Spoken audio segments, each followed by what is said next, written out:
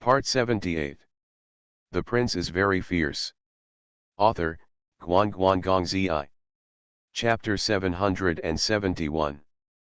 The night was long, the lights in the west wing flickered on and off, and the soft ringing of bells was intertwined with weeping murmurs. Compared with the sweetness and warmth of the bridal chamber, the east wing directly opposite was obviously much colder. There were no lights, and only the faint sound of a woman's woo-woo could be heard. In the room, two little snakes were coiled obediently on the dressing table, looking at the master who was twisting between the curtains. Chen Xining was still bound by the tortoise shell and her mouth was tied with a handkerchief. She was glaring and trying to break away from the ropes full of annoyance. After being knocked unconscious in Yulongling, Chen Xining knew that Su Buling couldn't escape, so she didn't escape again. When she was rushing back, Su Buling also untied the rope from her body and just held her weapon and the little snake to prevent her from sneaking away. Along the way, Chen Xining never gave up communicating with Su Buling. The soft words were basically finished. Su Buling was willing to accept death, and Zhou Qin brought trouble to the court and insisted on being sidelined by the Qing monarch of Nanyu. The safety of a country is at stake, and Chen Xining is a woman with a strong sense of responsibility. How could she let this happen? Despite her status and martial arts skills, she can't do anything except talk. After traveling for hundreds of miles, Chen Xining finally arrived at Fai Shuling. Chen Xining wanted to find a chance to sit down and have a chat, but she didn't expect that as soon as she arrived at the village and had a hot meal, she was photographed again. She fainted and was tied up in the room. When Chen Xining woke up, it was already dark. When she heard the gongs and drums beating outside, she thought that Su Buling wanted her to be the wife of Yazai or something. But after waiting nervously in the room for a long time, it became quiet outside again, as if she forgot. No matter how skilled Chen Xining was in martial arts, she was still a human being. She could not bear being tied up for a day and a night.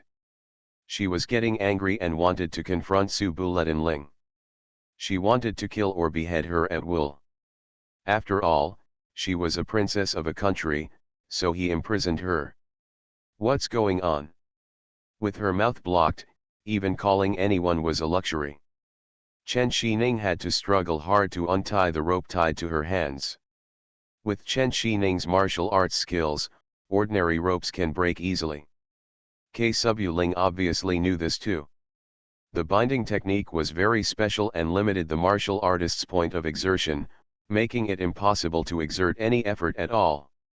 After Chen Xining worked in vain on the bed for a long time, she could only turn her eyes to the two small snakes next to her, blink her eyes, and signal for help. Qing and Bai are both relatively lethal pets, but their brains are not as smart as sparrows, and they can only understand the general meaning of their masters. Seeing the master blinking his eyes, looking anxious and annoyed, the little white snake spit out the pink snake letter, walked around the room twice, and ran over with a small pastry in his mouth, shaking. Chen Xining was speechless. She raised her chin to indicate that her mouth was covered and she couldn't eat. The little green snake was smarter. After thinking about it, he ran to the pillow, bit the knot on the back of Chen Xining's head, and tried to untie the tied cloth. After working for a long time, Chen Xining felt her mouth loosen up. She quickly wiped the handkerchief away and took a few breaths. She was about to yell a few times, but was afraid that Su Buling would come over and tie it up again, so she finally turned her head. Whispered. Qing is smart enough to go find a knife. The little green snake shook his head and turned around to search in the house.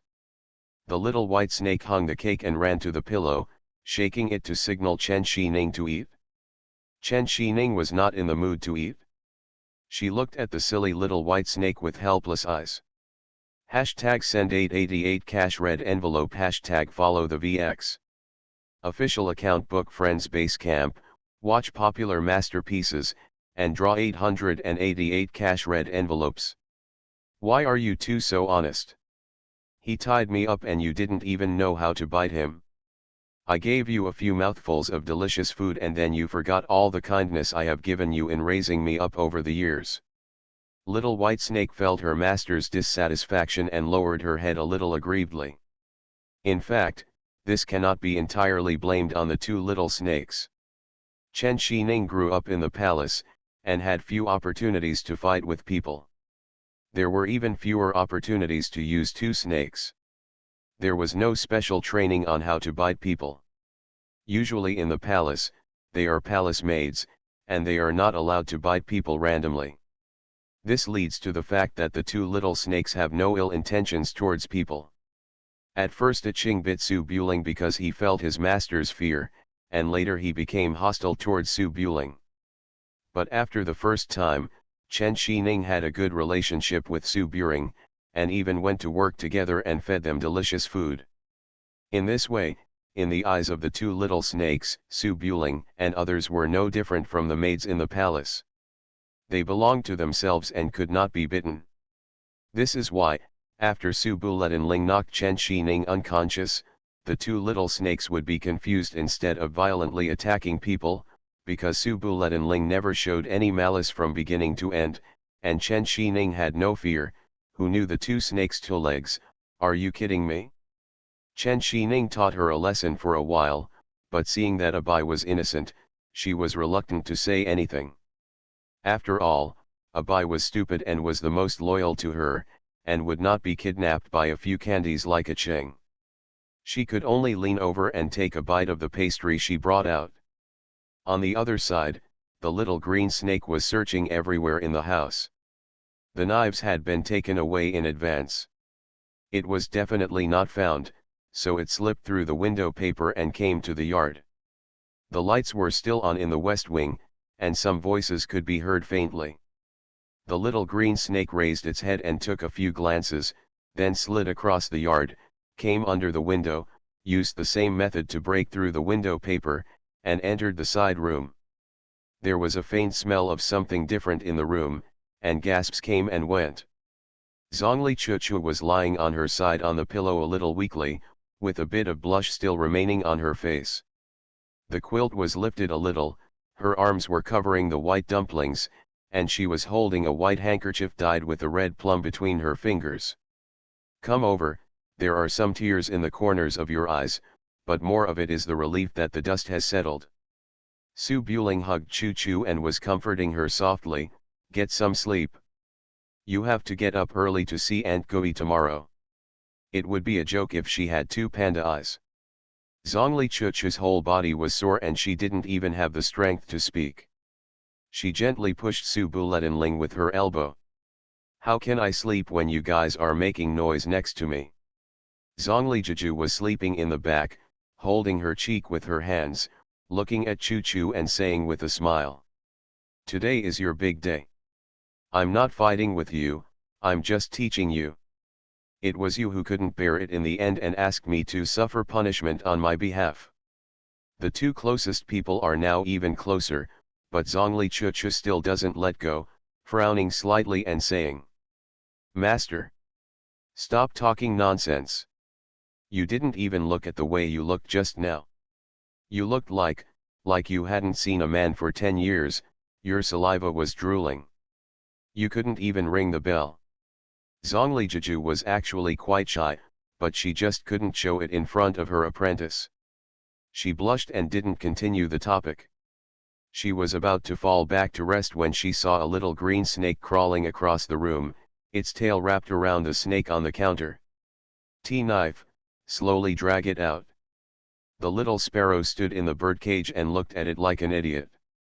Zhongli Juju blinked his eyes, propped up his upper body, and the bell swayed, making a tinkling sound. King, what are you doing? The little green snake heard the sound, looked up, then looked at the tea knife, and then motioned to the house opposite, obviously saying, my master wants to untie the knife. Su Buring was speechless and felt that it was not good to lock the girl up for a day and night, so he thought about going over to feed her some food and continue to knock her out. But it was the wedding ceremony after all. Zhongli Juju grabbed Su Buling, stood up, took off the bell, and put on the skirt, you stay with Chu Chu. Well, I'll just go over and take a look. Seeing this, Su Buling didn't insist and hugged Chu Chu again. Zhongli Jiju got dressed, and after making sure she was not disheveled, she picked up the little green snake and walked out of the room. The door was closed from the outside, and the small room lit with red candles became quiet again. Zhongli Chuchu was so embarrassed just now. As the master left, he finally recovered a little. He turned over in bed and raised his hand to hit Su Buling on the chest. Comfortable. Su Buling nodded with a smile, held Chu Chu tightly in his arms, let her lean on his chest, and whispered. From now on, I will call my husband and go to sleep. Zhongli Chuchu snorted softly, looking dissatisfied, hiding the shyness behind his expression, and hugged Su Buling with his arms, leaning on his arms and closing his eyes. Please give me some monthly votes, I was thrown out of the top 100 kik. The prince is very fierce. Author, Guangguang Zi. Chapter 772. Read books and get cash. Follow the VX public account Book Friends Basecamp and read books and get cash. In the dead of night, people can still faintly hear the noise in the village in the distance. Chen Xining lay on the pillow, with the little white snake rubbing her cheek. After waiting for a long time, a Qing, who had gone out to find a knife, did not come back. Instead, she heard the sound of the door opening and closing. Chen Xining's heart tightened, and she quickly closed her eyes and pretended to be asleep, so as not to be knocked unconscious by Su Buletinling when she found out. Tread. The footsteps came straight to the door, and then the door opened and a figure walked in. Chen Xining glanced secretly, and her face darkened. I saw Ah Qing, who was out looking for a knife. He had a small tea knife wrapped around his tail, coiled on Zhongli Jiju's wrist, and was waiting for food with his mouth open. I can't have this broken snake anymore. Chen Xining's teeth were itching with anger. Knowing that his intention was revealed, he did not pretend to be asleep. He opened his eyes and smiled kindly. Sister Zhongli, are you still up so late? Zhongli Jiju had just finished her work and her legs were numb. To be honest, she was a little unsteady when she walked. Afraid that Chen Xining would notice something strange, she went directly to the stool beside the bed and sat down, lit the candle, and said with a smile. Yeah, I'm a little busy today and haven't slept yet.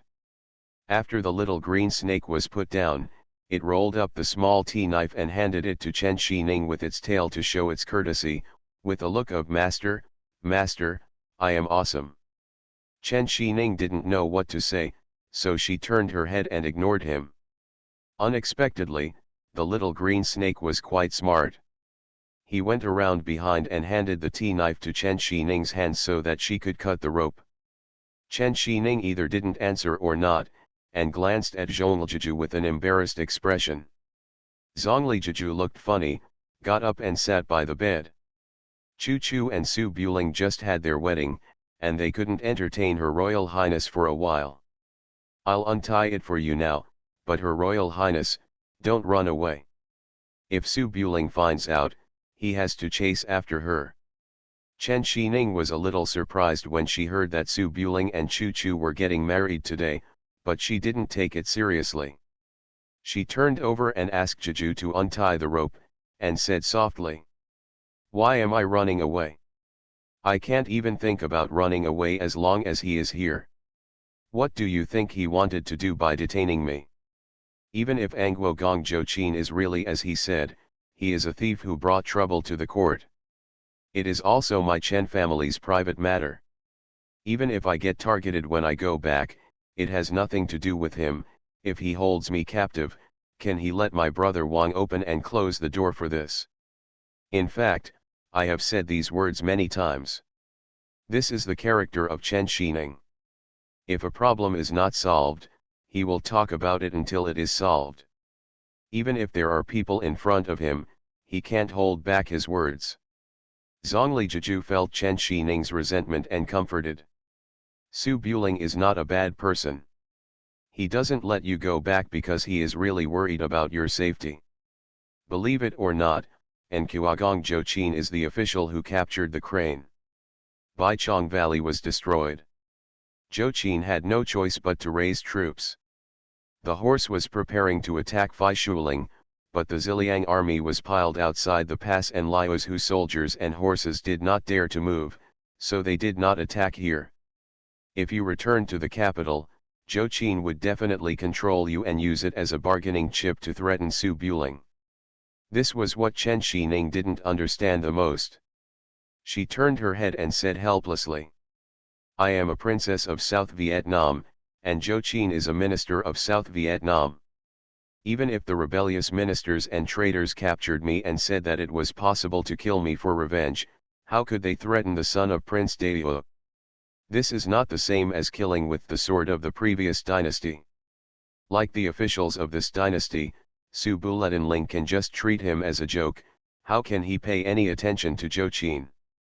Zhongli Jiju shook her head, untied the rope, helped Chen Shining sit up, and helped her move her hands and feet that had poor blood circulation. "Su Buling values friendship. You helped me find Aunt Gui. He will definitely remember your favor. So if you are in danger, he will consider you and cannot turn a blind eye. If it weren't for this reason, he would let you go back in Yulongling. That's it. Should we fight South Vietnam? Why bother bringing you back?" Chen Shining somewhat agreed with this statement. Su Buling was able to find relatives and friends for the sake of the woman beside him, which showed that he really valued friendship, and it was not surprising that he was concerned about her safety. But she is still a little dissatisfied with the matter in South Vietnam. Friendship comes back to friendship.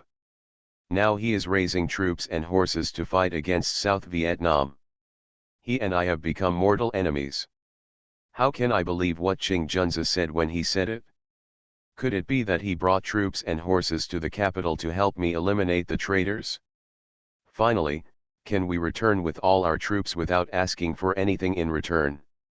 Zhongli Jiju didn't know much about national affairs, but he and Su Buling had been out for so long, so he still understood some of the truth. She whispered, "Your second brother is the grandson of Jochin, and Jochin is the head of Baekong Valley. Among other things, I am a native of South Vietnam. I will definitely not agree to let the remnants of Baekong Valley inherit the throne. The people don't agree. Even if they agree not to send troops, what can your highness do to bring Jochin and others to justice?" Chen Shining fell silent after hearing this. Now it is Chen Ju and Jochin who make the decisions in the Nanya court. Chen Ju is the biological son of her father. As long as a person named Chen is the king, the clan will not be able to say anything, and other courtiers will not be able to move these two people away. She really couldn't help it. But regardless of Jochin's true or false identity, how could there be any reason for Daewoo to interfere in the Chen family's housework? Isn't this forceful interference in internal affairs? Zhongli Jiju could understand Chen Shining's thoughts, shook his head and said, "Your Highness Princess, you can't control the general trend of the world, so don't even think about going against it. Su Buling is not a tyrant. You have seen how he treats the people in Yulong Ridge. I dare not say anything else. Su Buling, if the princess is concerned about the people of South Vietnam, she will not be more aggressive than the current court. If she is concerned about the royal power of the Chen family, there is no point in worrying." Chen Shining also knows this truth. As a daughter of a family with no real power, in this chaotic situation, the biggest role may be to seduce Su Buling, so as to protect the safety of the family and the country. But judging from the current situation, even this is not feasible. At the moment, I can only rub my wrists and sigh. Anyway, if he wants to destroy the Chen family, I will definitely die in front." Zhongli Jiju shook his head and smiled. It was not easy to elaborate on this kind of thing. He got up and went out, went to the kitchen to get some dishes and wedding wine, and put them on the table. "Have something to eat?"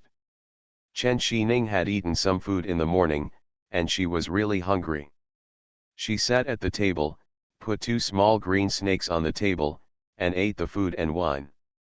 The room was originally Zhongli Jiju's boudoir.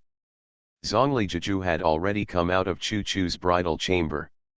She couldn't go back to sleep and disturb their world, so she sat down on the workbench by the window, tossing around bottles and jars.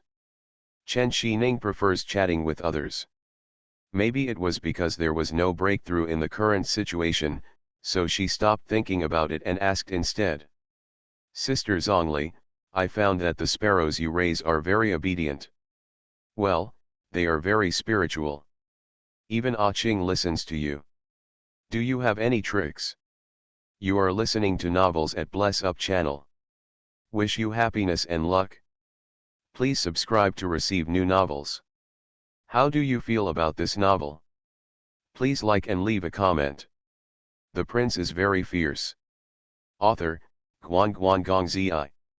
Chapter 773. Zhongli Jiju's martial arts skills are not outstanding, but he can be said to have endless tricks, especially when it comes to raising small animals. No one in the world can match him. Seeing Chen Xining asking for advice, she said with a smile. This thing depends on talent. It's easy to say. If you treat animals as friends, over time, you will understand what the other person means even if you don't speak. But it is very difficult to do. If you are not careful enough, you will never understand what they are thinking in your life. What? You use food to train, which is a very basic method. No matter how smart the two little snakes are, they can understand most of the commands, but they can't understand everything you mean. If you really raise them well, you only need a look, and they will understand. What are you going to do? Chen Xining listened for a long time, confused, thought about it, looked at the little white snake seriously, and silently said, wagging the tail in his heart. The little white snake that was eating the meat froze when he noticed the look in his master's eyes. He spat out the food carefully, looked around blankly, then lowered his head in a grieved manner, with a look of "I know I was wrong." Appearance. Well. Chen Xining rubbed his forehead and could only write these things down for the time being and try them slowly in the future. Zhongli Jiju told how to tame small animals and took out the small porcelain bottle he found on Sikongji last time. On the way back, Zhongli Jiju studied it several times and could only confirm that the medicine in the small porcelain bottle was non-toxic. There was no suitable environment and tools to analyze it on the way, so it was not clear what it was for. At this time, in the dead of night and at home, Zhongli Jiju poured out a pill, then dissolved it with liquid medicine, smelled the taste, observed the color, and carefully identified the ingredients. After Chen Xining finished eating, she went out to wash the dishes. She looked at the words "happy" on the window of the opposite wing, and didn't want to disturb Su Buling's wedding ceremony. She returned to the room, sat down at the table, and played with the little snake. Zhongli Jiju was busy and asked curiously. What kind of medicine is this? 100 steppe grass, 5 split coptis. Hello everyone, our official account will find red envelopes of gold and coins every day. You can get them as long as you follow them. The last benefit at the end of the year, please seize the opportunity. Public account book Friends Base Camp. Zhongli Jiju observed carefully for a long time, with a little surprise in his eyes. A lot of precious medicinal materials are used, most of which are used to clear away toxins, remove fire, refresh the mind and replenish qi. It feels a bit like a detoxification thing.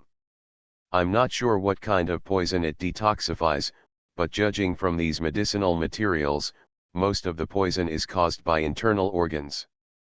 Excessive fire and confusion may also be accompanied by sores on the mouth and tongue, weight loss, etc.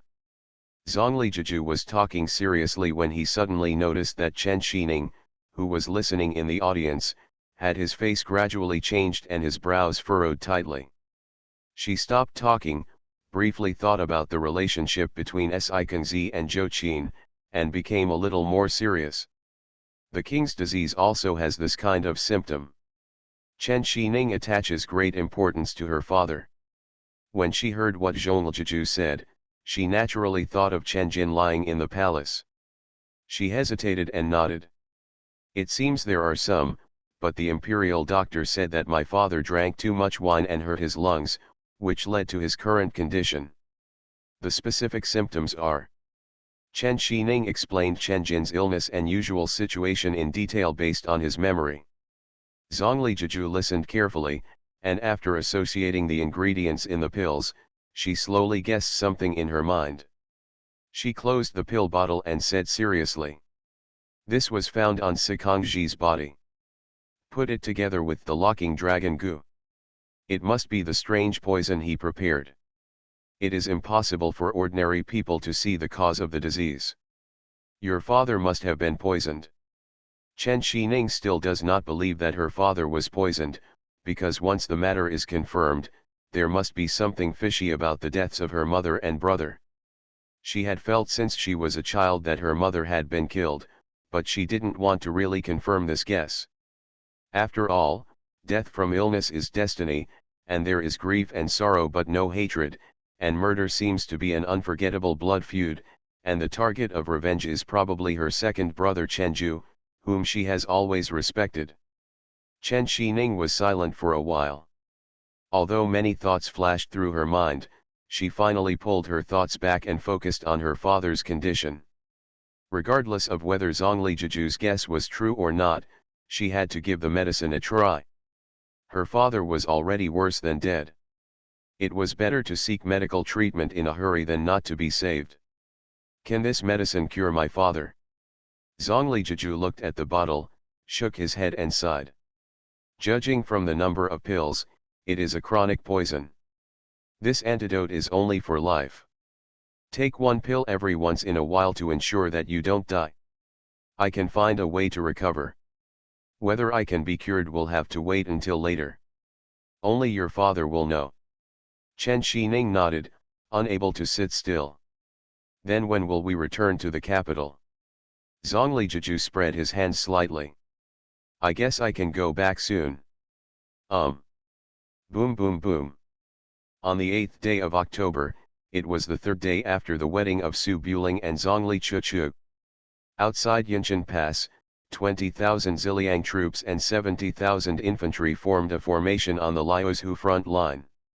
As dozens of tongues of fire spurted out, the steel projectiles that destroyed the city and shook the mountains fell on the South Vietnamese city walls for the first time. The border between Daewoo and South Vietnam had been silent for a period of 60 years. On this ordinary autumn night, war broke out again. Although 60 years have passed, the army outside the pass is still the Ziliang army, and the South Vietnam inside the pass is still the same South Vietnam. At that time, General Su Lai, during his free time when Wuguan could not be conquered for a long time, led his troops and horses to push the border of South Vietnam to Liuzhu, destroying all the way. Nowadays, the South Vietnamese army seems to be worse than Jiazhu.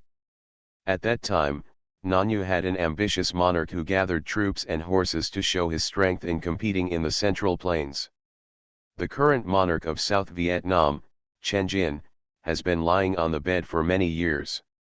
How strong can he be with the young Chenju, the Jochin who is obsessed with seizing power, and a court that is riddled with penetrations? Although nearly 200,000 troops were gathered in a short period of time by capturing strong men, and they were gathered along Liuzhu, but most of these soldiers and horses were farmers from the surrounding villages. Not to mention the armor and equipment, even the weapons were brought from the villages. It was okay to let them work hard to repair the city defense, but when they met Daewoo's army with complete armor, 1/3 of them fled before the fight started, and another third of them fled after the fight, and the remaining 1/3 fell immediately. Because Su Lai had been here before Jiazhu, everyone knew that the Su family army did not kill prisoners or plunder the people, and there was no benefit in resisting. Surrender early and go home early for the new year.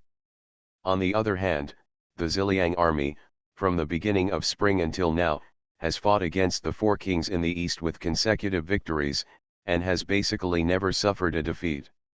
It is when morale is at its highest, and if they come over to fight against South Vietnam, which their ancestors have crushed to death once, they will still be worried.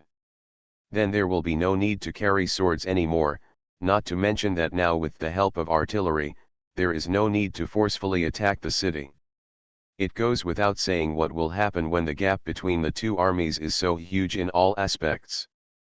On the night when Yang Zunyi ordered the bombardment of Yanshan Pass, the Ziliang army successfully entered the pass. What awaited after closing the door was not a desperate counterattack from South Vietnam, but Zhang Ying, the governor of Liuzhu, who ran over with tears in his eyes and said with tears in his eyes, "General Yang, you are here. The Chen family in South Vietnam has imposed tyranny, heavy taxes, and forced recruitment of young men. The people have been suffering for a long time. Xiaoguan and many squires in Liuzhu have endured the humiliation for many years and have been waiting for the good generals of the heaven to save the people of Liuzhu from the fire." This scene completely confused Yang Zunyi and the soldiers of the Ziliang army. Su Buling's motive for marching into South Vietnam was to eradicate Zhou Qin, the traitor who brought disaster to the country, and restore the orthodoxy of the Chen family for the country of brothers. After all, if you fight, you still have to lose face. You can't openly talk about invading a friendly country that pays tribute every year. As soon as Liuzhu came up, it was ready to merge the territory of the state into Daewoo. This would be shameful if it was not promised. For this reason, Yang Zunyi also scolded Zhang Ying, the magistrate of the state, and said he was disloyal and unjust, and then asked him to take many squires home to wait for the news. Phi Shui Ridge is located between the mountains on the south side of Liuzhu. As soon as the Yanshan Pass was broken, Ning Yuhi and Ning Qingyi also entered the pass smoothly. When Yang Zunyi stabilized the situation in Liuzhu, they set off lightly and headed for the 18 villages.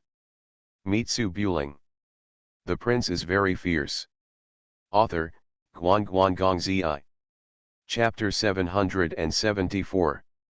At the dawn of dawn, the chirping of sparrows awakened the men and women between the curtains.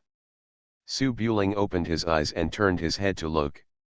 Chu Chu was leaning on his arm, sleeping quietly with his eyes closed. There was still a blush on his face, and his fingers were stirring a strand of his hair.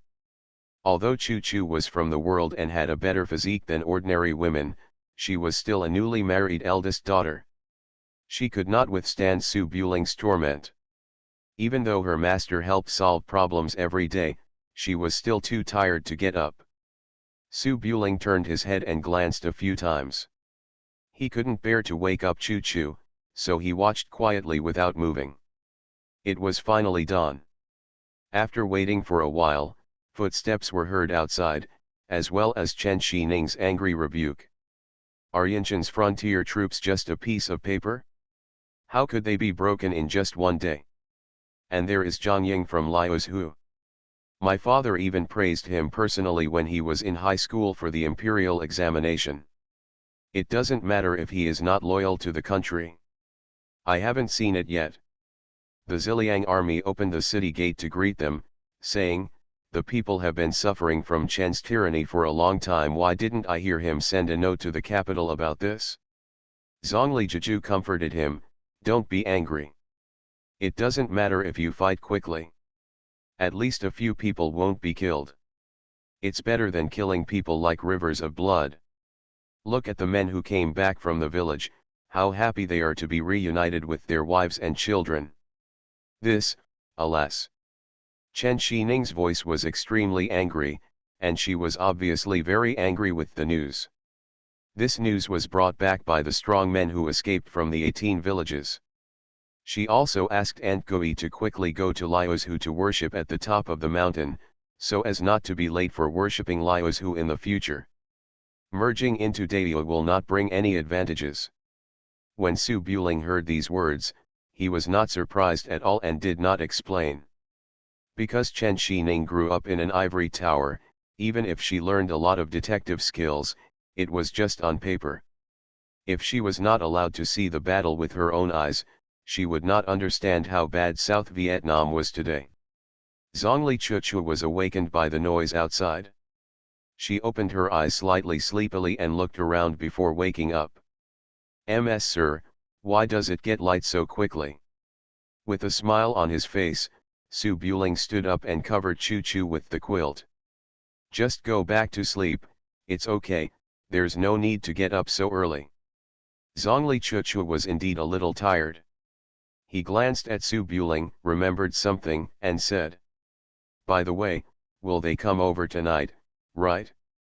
Have you told them about my marriage to you?" Su Buling shook his head and smiled. "Your master said he wanted to give you a surprise, but he hasn't told them yet." "Surprise?" Zhongli Chuchu blinked his eyes, feeling a little confused. After thinking for a while, he couldn't figure it out, so he stopped thinking about it and closed his eyes again. Su Buletinling possessed Chu and tapped her forehead. After putting on her robe, she opened the door and came out of the room. Behind the small courtyard, Chen Xining wore an apron and was busy in the kitchen. The kitchen knife made a clinking sound when chopping on the chopping board. The sour bamboo shoots found in the village were chopped into sour bamboo shoot sauce. In the large iron pot next to it, with the lid on the pot, steaming steam almost filled the entire small kitchen. The little sparrow and two little snakes were watching outside. Zhongli Juju was washing snails outside, chatting with Chen Xining all the time. When she saw Su Buling coming out, she quickly signaled with her eyes, asking Su Buling to persuade him. Su Buling rubbed his forehead, waved his hand for Juju to go down and have a rest, then took a small basin with snails and sat next to the kitchen stove to wash it. The snails in autumn are the most plump, but they are not easy to wash. You have to wash them several times with clean water and then soak them in salt water until the sand is spit out. Chen Xining kept complaining and almost broke the stove to pieces. It wasn't until she got the plate that she found Su Buling sitting next to him, washing snails. Her face darkened, she picked up the kitchen knife and pointed it at Su Buling. "You bastard, you actually launched troops against South Vietnam. Do you believe that I will die with you now?" These were obviously angry words. Even if Su Buletinling really had no reason to use troops against South Vietnam, Chen Xining could not stop him. What's more, she now suspected that Zhou Qin had murdered her father, the king, and her mother's brother. She took Sikongji's antidote, and it was not easy to return to the capital to save her father. If there was not enough support behind her, she restored her father's sanity, and it might have turned into the monarch died suddenly. Chen Ju succeeded him the next day. Now, Chen Xining's only choice is to become a living doctor, and follow Su Buling back to the capital to try to cure his father with the antidote. Su Buling sent troops to attack Liuzhu in the name of eliminating traitors and supporting the orthodoxy of the Chen family, and as a king, he follows the law. Using this reason, at least it means that the Chen family will not be driven out to death, otherwise it will not be written in the history books. Su Buling didn't need to get a reputation as a hypocritical just to conquer South Vietnam. Su Buling washed the snails and didn't mind Chen Xining's cold look at all, and said with a smile, "Get red envelopes by reading books. Follow the public account book Friends Base Camp and get up to 888 cash red envelopes by reading books. I have been very restrained. I just let Yang Zunyi bombard the city wall." After 2 rounds of artillery went down, all the South Vietnamese soldiers and horses fled at the critical moment. As soon as we entered the pass, Zhang Ying, the governor, came over and surrendered. It was easier than returning to my own home. I came to help your father, Wang Qingjun, and Liuz who gave it to me for free. I didn't even ask for it. I just wanted to use a road to get to the capital. Chen Xining pursed her lips, feeling angry and not knowing how to express herself. Even if Liuzhu is given away for free, Liuzhu has already been conquered and it has become Dao's actual control area. Does it make any difference whether it is or not? Chen Xining turned around and continued to cut vegetables, saying coldly, "Anyway, I can't stop you. You said you were helping my father get rid of the traitors. When you take over the capital, who can control you? What are you going to do with my entire Chen family? Are you going to kill them all, or take them to Chang'an and imprison them until they die? Su Buling shook his head. The world will eventually be divided after a long period of unity, and will eventually be united after a long period of division. The gap in military strength has reached this point. As long as you Chen family figure it out, it's nothing more than surrendering and becoming a vassal. The people and soldiers will not be affected, and the Chen family will still be a force to be reckoned with. A prominent family. If I can't figure it out, I can't really help it. Sitting here, holding this sword, not moving forward, I will harm everyone in the world, including myself. You are a girl, it's good to cook at home, you don't have to think about these things. When the dust settles, whether you hate me or thank me, I will continue. Chen Xining frowned. This was a reassurance, and she stopped talking at the moment, took the snails washed by Su Buletinling, poured them into the big pot, and started to boil the soup base. To be honest, the smell of boiled snail noodles is a bit unpleasant, even the two little snakes hide far away. Su Buletinling can't stand it, but seeing Chen Xining's serious look, he was embarrassed to go out, just helping to light the fire behind the stove and chatting with her. Before the meal was ready, the sound of horse hooves came from the bottom of the hillside. Su Buling heard a familiar sound, stood up and looked outside, only to see Nightingale riding on the wind-chasing horse, rushing up from the bottom of the hill, followed by Master Ning Yuhi and his apprentice walking and chatting with Jeju. Nightingale had been away from Su Buling for many days, and as a personal maid, she missed him very much. When she arrived in front of the courtyard, she flew into the courtyard before getting off the horse, and said crisply, "Master, wow! What a weird smell, ugh!" Nightingale, who had just landed, was dizzy from the fumes and didn't dare to enter the kitchen. She turned around and ran outside again. The prince is very fierce. Author, Guan Guan Gong Zi. Chapter 775.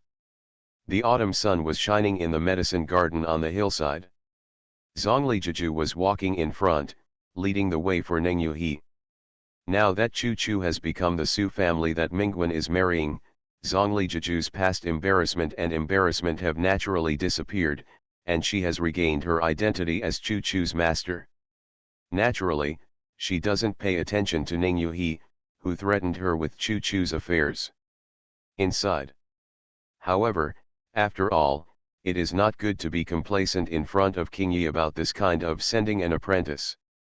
Zhongli Jeju concealed the small pride in his eyes very well. He just walked beside Ning Yuhi and said with a sweet smile, "He, this is where I live. Isn't it beautiful? In previous years, when I went to Changqing Temple, you wouldn't even let me in. Sister, I don't hold grudges. You can sleep wherever you want today. Then there is also a pool next to it, which is very suitable for taking a wild bath, and I didn't give you any itching powder." Ning Yuhi was wearing a long white dress and a curtain hat on her head. She was a little dissatisfied with Zhongli Jeju's slander, so she slapped Zhongli Jeju's buttocks with the hilt of her sword. "Who do you call sister? You and your daughter have only been together for a few days, and your tail is almost sticking up to the sky." As he said this, he looked behind Zhongli Jeju's skirt, as if to see if there was a tail inserted. Zhongli Jeju no longer needs Ning Yuhi's help to deal with Chu Chu. She has no use value anymore, so naturally she no longer needs to compromise, so she raises her hand and returns the favor to Ning Yuhi. "I walked in before you, and I'm 2 days older than you. You should have called me sister. Su Buletinling is not particular, but we women must know the rules, right? If you don't know yourself, you will be kicked out one day. You have to trouble my sister to intercede with you." Ning Yuhi has a gentle personality, but when facing Zhongli Jeju, he has never been gentle. Seeing Zhongli Jeju jumping like this, his eyes turned cold. Damn it, Did you take the wrong medicine? Do you care about you? Ning Qingyi walked in front and was used to the quarrels behind her. It would have been a problem if there hadn't been a quarrel during that meeting. She ignored the two of them and walked quickly through the medicine garden to the entrance of the small courtyard. She hadn't seen Su Buling for 20 days. Although Ning Qingyi had a cold temperament and didn't show any affection for lovesickness, there was nothing she didn't want to do in her heart. Just as she was about to go in, she was bumped into by the nightingale, who ran out of it. Nightingale's porcelain white face was extremely strange. She covered her nose with an expression that said, "It's hard to say anything." She ran outside the door and gasped for air.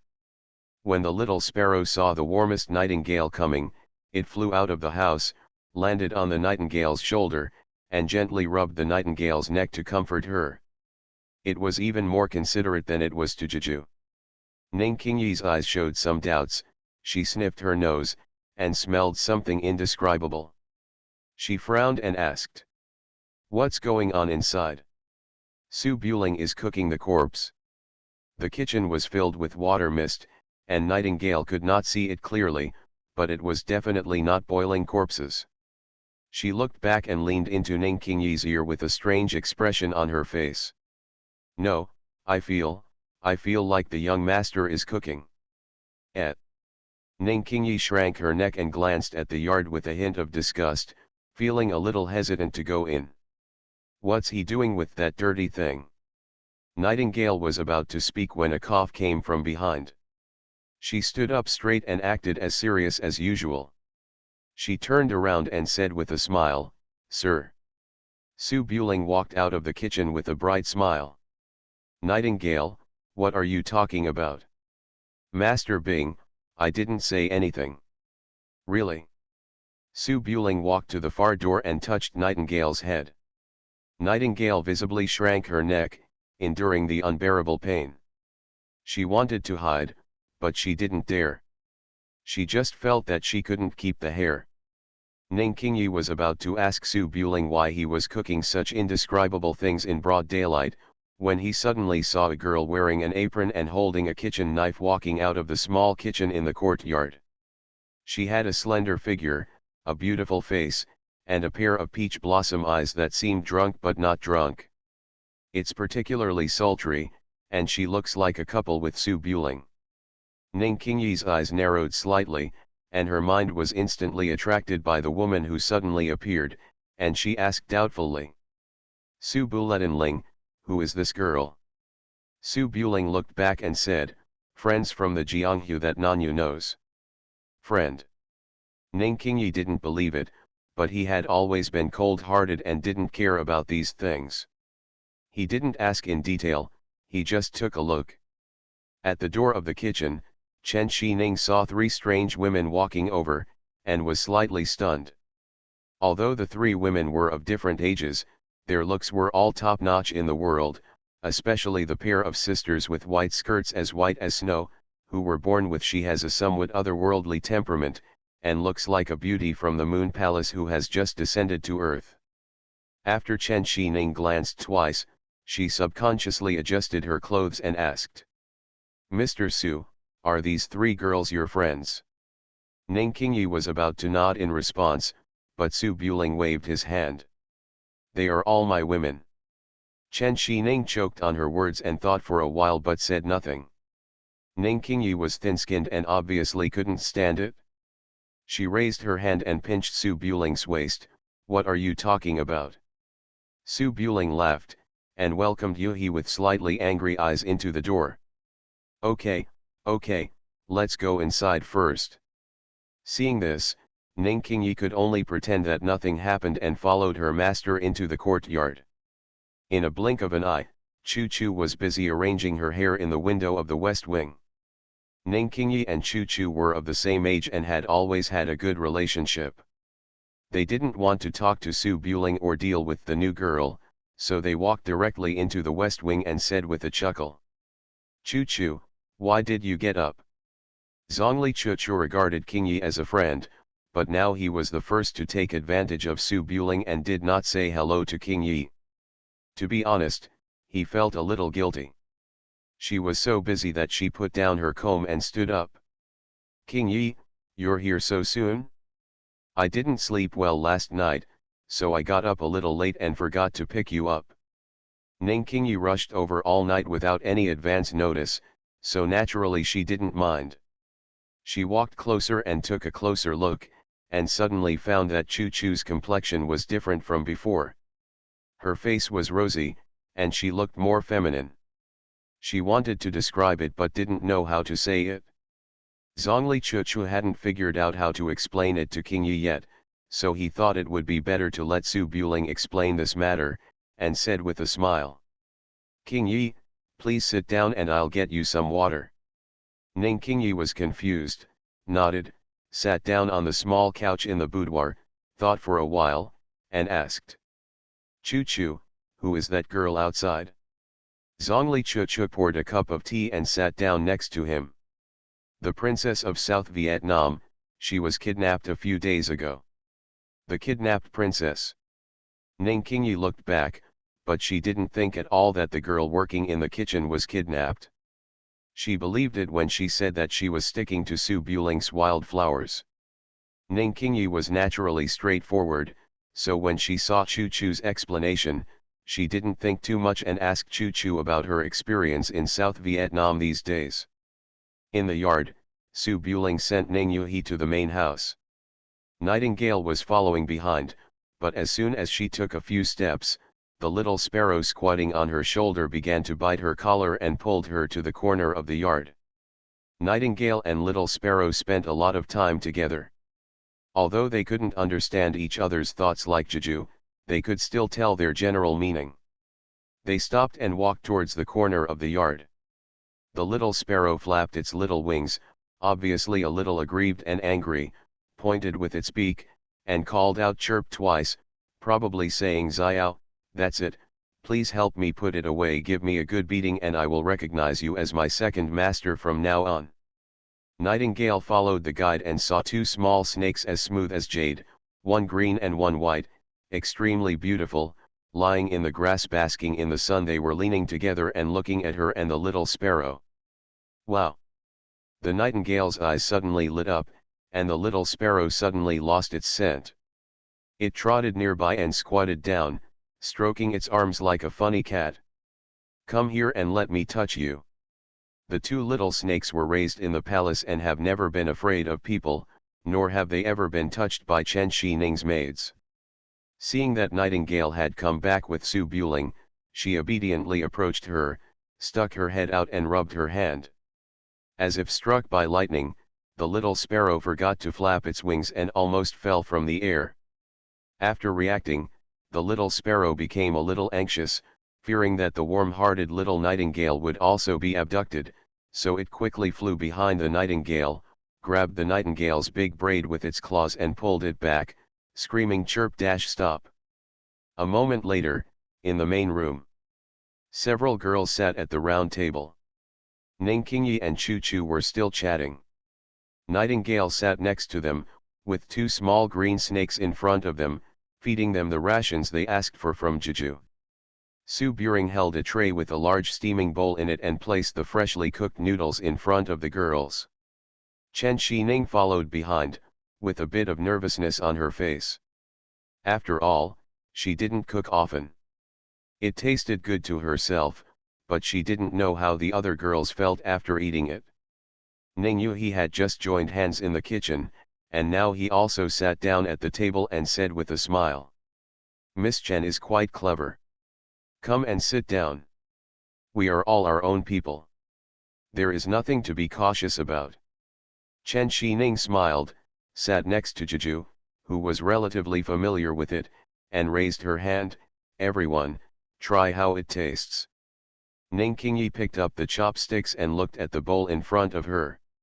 She remembered what Nightingale had just said and felt a little hesitant. Nightingale didn't dare to open her mouth and secretly glanced at Su Buling next to her. Sir, I ate on the way here and I'm not hungry yet. Eat something if you're not hungry. Come, I'll feed you. Su Buring picked up the chopsticks, picked up the rice noodles and blew on them, then held the nightingale's chin and stuffed it into his mouth. Nightingale widened her eyes, wanting to hide but not daring to hide, almost bursting into tears. The autistic little sparrow lying in the birdcage immediately became energetic when he saw this scene. He flew to Su Buling's shoulder and rubbed Su Buling's neck very considerately, as if to say, "Brother Ling is better." However, the noodles made by Chen Xining still tasted very good. After one sip, Nightingale's uncomfortable expression disappeared immediately, her eyes brightened slightly, she took the chopsticks and started eating by herself. Seeing this, the little sparrow flew back to the birdcage listlessly. Su Buletinling nodded with satisfaction and turned to look at Qingye and Yuhi. Ning Yuhi and Ning Qingye didn't want to be allowed to eat in public, so they quickly picked up their chopsticks. You are listening to novels at Bless Up channel. Wish you happiness and luck. Please subscribe to receive new novels. How do you feel about this novel? Please like and leave a comment. The Prince is very fierce. Author, Guan Zi. Chapter 776. The Liuzu army has begun to gather and will set off to join the army tomorrow and march towards Yangzhou city. After Su Buling finished eating, he started to pack his things, while Jeju took Xiaoning around the Miao village and looked at the local customs. After all this work was done, the sky became dark. The small courtyard on the hillside was not big, and it obviously could not accommodate 7 people. Since it was only a temporary stay for one night, Jeju found a stilted building in the village to stay. After walking over mountains and ridges for a whole night, Ning Yuhi was indeed tired. After arriving at the bedroom where he stayed, he put down his sword and fetched hot water to wash himself. Ning Qingye closed the door, came behind the screen, took off her clothes and stepped into the barrel. Seeing the master's serious look on his face, Ning Qingye hesitated for a moment and asked, "Master, are you going to find Su Buling later?" The words were as straightforward as ever. Ning Yuhi's face was slightly red, and he gently poured water between the white balls, and glanced at the apprentice opposite. "Are you going or not?" Ning Qingye hadn't seen Su Buling for a long time. There were a lot of people around during the day, and she didn't have the chance to be alone with Su Buling, so she felt a little missed. "But if you follow master, you will probably have to lie down next to him and be licked clean." Ning Qingye was thin-skinned and was not married to Su Buling. Although she didn't hate the strange feeling and quite liked it, she still felt it was a bit weird and didn't know what to say for a while. With a smile on her face, Ning Yu came closer and said softly, "Then let's go together. It's fine tonight anyway, and he won't really eat you." Ning Qingye pursed her lips, "Forget it, master, go ahead, I'm a little tired." "Let's go, let's let you relax." Not long after, the door opened silently. Ning Yu, who was wearing a white nightgown, walked out of the room, looked around, and walked quickly to Su Buling's room. Ning Qingye tidied up and wore a clean skirt, as if she just couldn't sleep at night, and went out for a walk. Su Buling lived in the stilt building next door. The lights were still on in the room, but there was no sound inside. The master and apprentice walked through the corridor and stopped in front of the door. Ning Yu put her ear to the door and listened. There was no movement inside, so she knocked with her hand. "Your Majesty." Su Buling didn't answer, but Zhongli Jeju's slightly dissatisfied voice came back. "Stinky Taoist sister, why are you running here without sleeping at night? Go back quickly." Ning Qingye stood behind and found Zhongli Jeju there. She was immediately frightened and turned around to leave. It's just that Ning Yu didn't want his apprentice to stay alone in the empty boudoir even after he came, so he grabbed Qingye's wrist and pushed open the door directly. "Damn it, what's wrong with me coming here? I'm already giving you a lot of face by letting you eat alone for half a month." While talking, I came to the back room and looked up. The curtain was lowered, and I didn't know what was going on inside. Ning Qingye couldn't hide the blush on her cheeks. She wanted to leave but was held back by her master, so she could only come to him slowly. Ning Yuhisu raised his hand lightly, lifted up the curtain and took a look. He expected to see Zhongli Jiju's shameful scene, but he never thought that inside the curtain, Su Buling was lying obediently, and next to him were people huddled side by side. Jiju and Chuchu. Zhongli Jiju looked at her with slightly provocative eyes, while Chuchu covered her face, trying to hide it but had nowhere to hide. Ning Yuhi was stunned. In front of Chuchu, she was a virtuous Taoist priest. When she was caught looking for a man in the middle of the night, her face immediately became embarrassed and she said doubtfully, "Chuchu, why are you here?" Ning Qingyi didn't dare to look at it at first, but when she heard the noise, she turned around and glanced, her face suddenly turned redder. "Chuchu. I'll just come over and look around, you guys are busy." Zhongli Chuchu was sandwiched between her master and husband. She wanted to run but couldn't, so she could only say in a low voice, "Master brought me here, I don't know anything." Su Buling was lying on the pillow, holding back his laughter, and raised his hand to pat his side. "It's so late. Come and lie down. I just want to talk to you about something." Ning Yuhi was here to do business and had seen all the big scenes, so it didn't matter. She pursed her lips, then sat down obediently by the bed and kicked off her embroidered shoes. Ning Qingyi was a little panicked. She was still a young girl. How could she join in such fun? She turned around and wanted to leave. Unfortunately, he had already boarded Master's pirate ship and couldn't escape. As soon as he turned around, he was pulled back and fell onto the quilt. "Ah, Su Buletin, Master, what are you doing?" "Don't worry, Su Buling won't really do anything to you. We're just lying down and chatting together. Let's just talk. Why are you taking off your skirt? Chuchu, why are you not wearing one?" Hundreds of miles away, Yangzhou City. The tenderness and warmth of the 18 villages obviously have nothing to do with the capital of South Vietnam. As the Yanshan Pass was breached overnight, the entire Yangzhou fell into chaos. Yangzhou borders Liuzhou and is directly behind Liuzhou. The frontier army collapsed without a fight. The governor of Liuzhou even switched sides and changed sides. Yangzhou directly lost its biggest barrier, leaving only a few hundred miles from Liuzhou to Yangzhou City. The buffer zone can be said to have been opened wide. In the imperial city, the lights were brightly lit, and all the officials gathered in the main hall to discuss countermeasures. The second Prince Chenju, who was still prestigious in the past, was fidgeting in his chair and kept looking at his grandfather Zhou Qin, who was standing in front. Angwo-gong Zhou Qin was also in a state of uneasiness.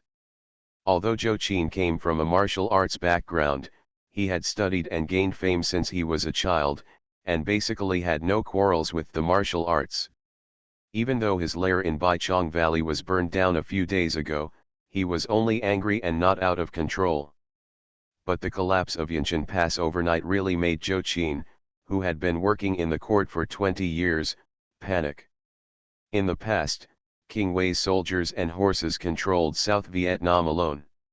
Zhou Qin was not a general, so he naturally estimated Dao's overall combat strength based on the level of King Wei's soldiers.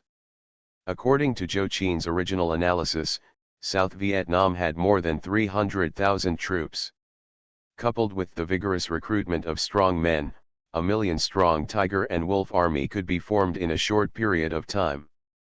Even if it was difficult to compete with Dao, a successful fight would be possible. It should be no problem to come back and divide the world into 4 parts. But reality is always far different from imagination. In fact, the real elite troops of the King of Wei were only 20,000 cavalry and a small number of professional soldiers. Most of the others were government troops.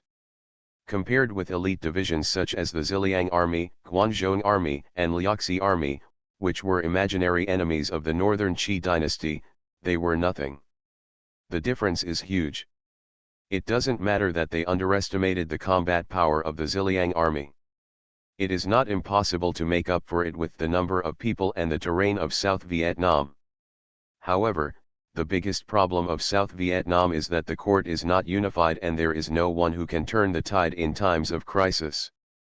Zhou Qin has been working hard in the court for 20 years, studying how to eliminate dissidents and support Chen Ju to rise to power. In the final analysis, he is using power for personal gain.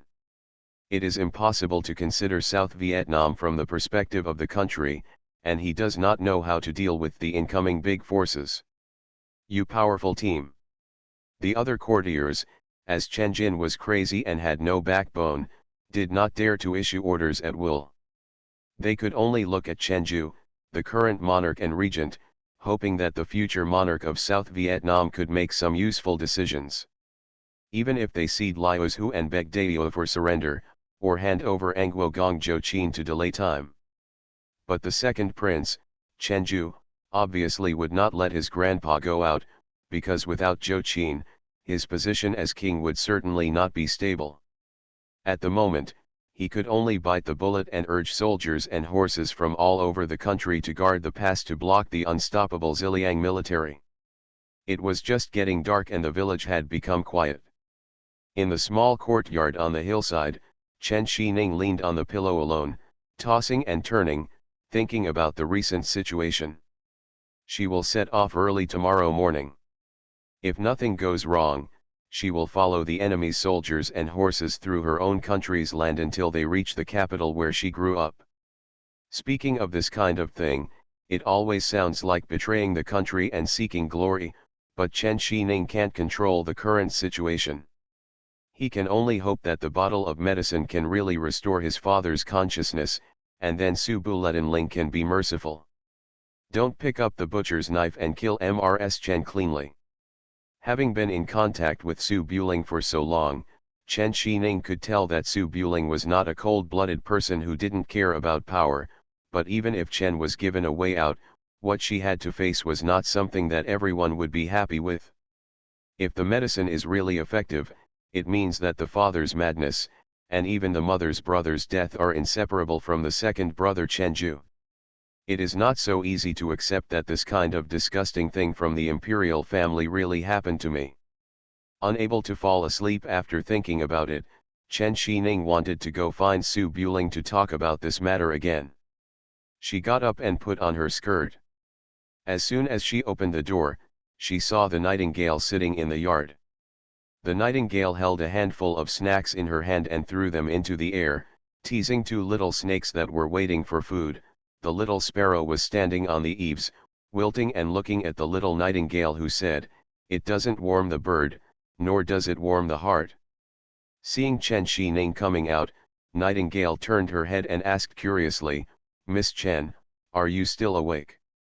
Chen Xining knew that Nightingale was Su Buling's personal maid, because she had a good foundation in martial arts, and she liked Nightingale quite a bit, so she smiled. "I can't sleep, where is your young master?" Nightingale blinked her big eyes, her expression slightly strange. "The young master is in the village below, discussing tomorrow's trip with some sisters." Chen Xining nodded, thinking that it would be okay for her to participate in arranging the itinerary, so she turned and walked towards the courtyard gate. The nightingale's expression froze, and she wanted to call Chen Xining, but she didn't know how to speak. She could only look at the little sparrow on the eaves and let it report the news. The little sparrow tilted its head slightly, too lazy to pay attention. So. Chen Xining was as light as a swallow, and in a moment he arrived at the stilt building at the foot of the hillside.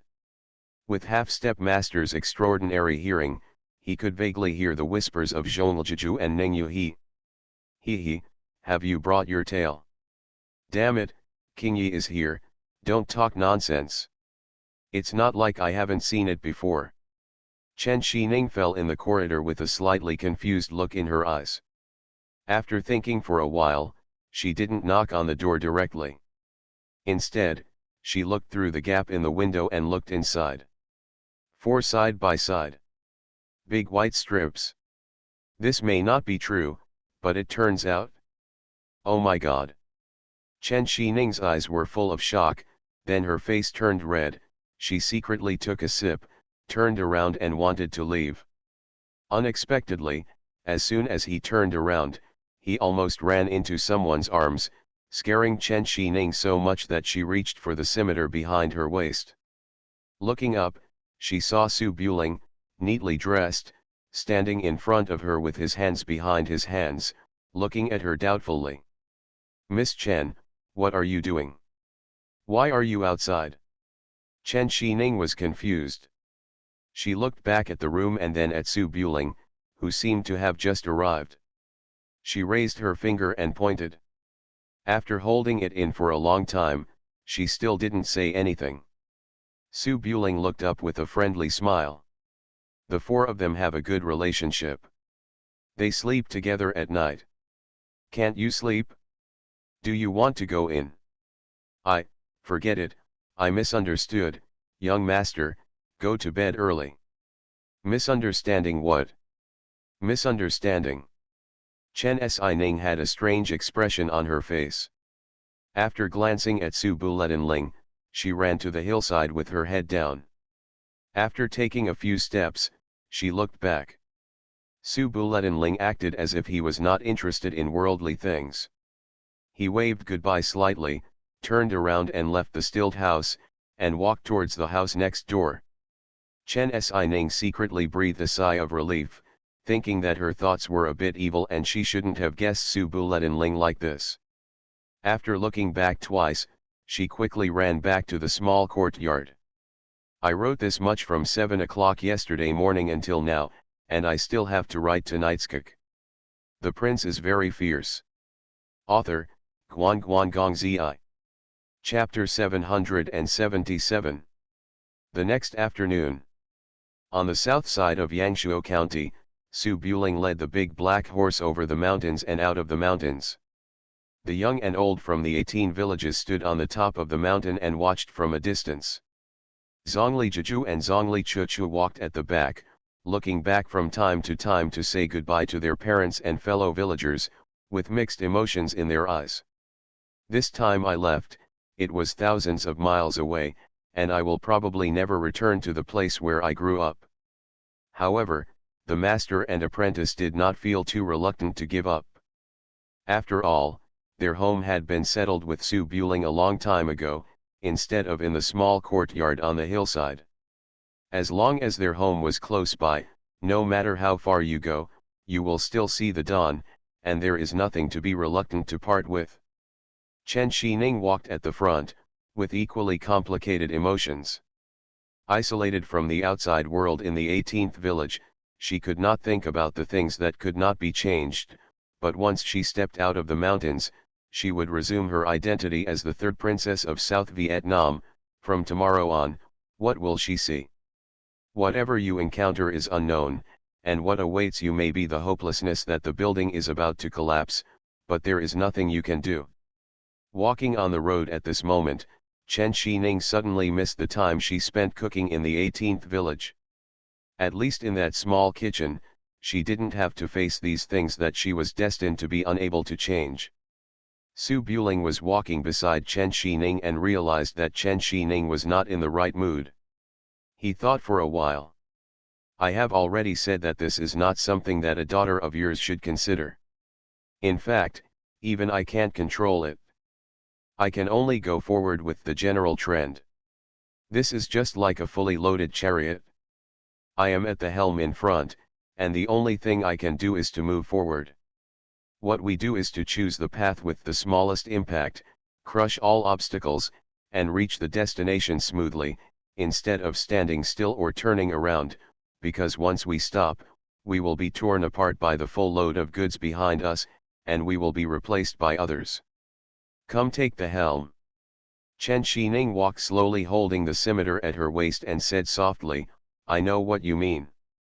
But no matter how weak South Vietnam is, there are still hundreds of thousands of troops. If you want to crush them, it will not be that easy. Not all troops and officials can compete with them. It's the same as Liu's Hus. Su Buling shook his head and smiled, not all armies are called armies. Although it is a bit hurtful, it is the fact. Dayo never paid attention to South Vietnam from the beginning to the end.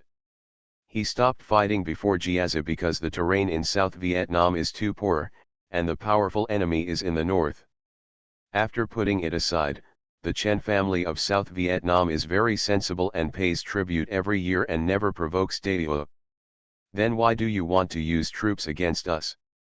Because the people in charge of South Vietnam are no longer your Chen family. The traitorous party headed by An Kuagong secretly expanded the army and studied Mad King Gu, threatening the safety of the rear of the Chu territory.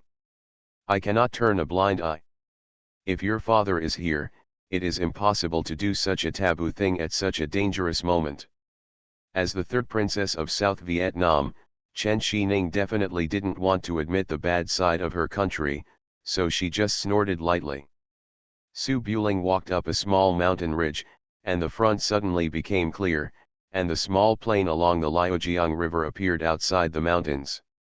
He raised his riding whip and pointed it at the bank of Liujiang River. Arrive. Chen Shining was still frowning in thought, but when she looked up, her eyes suddenly widened a bit.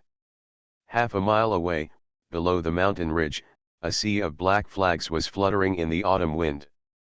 The endless black-armored sergeants with swords hanging from their waists were neatly arranged on both sides of the river. The end of the continuous field of vision made the bleak autumn wind, it brought a bit of chilling feeling. The solemn military power is like a raging torrent condensed between the valleys. It will tilt out at the slightest disturbance, destroying everything in front of it, but it will not move at all, making the world become oppressive and making people even breathe. They all froze subconsciously. This. Chen Xining's eyes couldn't hide her surprise. If Su Buletinling hadn't reminded her, she wouldn't have noticed that there were so many soldiers and horses standing under the mountain. There wasn't even any strange noise from the horses, which showed how strict military discipline was. No wonder. Just the first time he saw this army, Chen Xining understood why the Anshan Pass was broken overnight. In the face of this kind of army, the South Vietnamese soldiers and horses are all flattering to say that they are a mob. Maybe if they stand here and don't move, the South Vietnamese army has become discouraged. Su Buletinling stood upright, standing high on the mountain, and drew the sword from his waist. On the banks of the Liujiang River, General Yang Zunyi, holding a horse's length 8 feet in hand, quickly came to the front of the formation and said loudly, "Last General Yang Zunyi, see His Royal Highness the Crown Prince. See His Royal Highness the Crown Prince." Thousands of voices echoed like thunder in the daytime, exploding along both sides of the river, and then fell silent again. Chen Xining's heart tightened a little, and she subconsciously took 2 steps back to avoid tens of thousands of dazzling eyes and stared at Su Buling's tall back. Su Buling raised his sword, pointed it in the direction of Yongzhou, and said loudly, "Strike camp. Promise." Dong dong dong. The drums of war are thundering.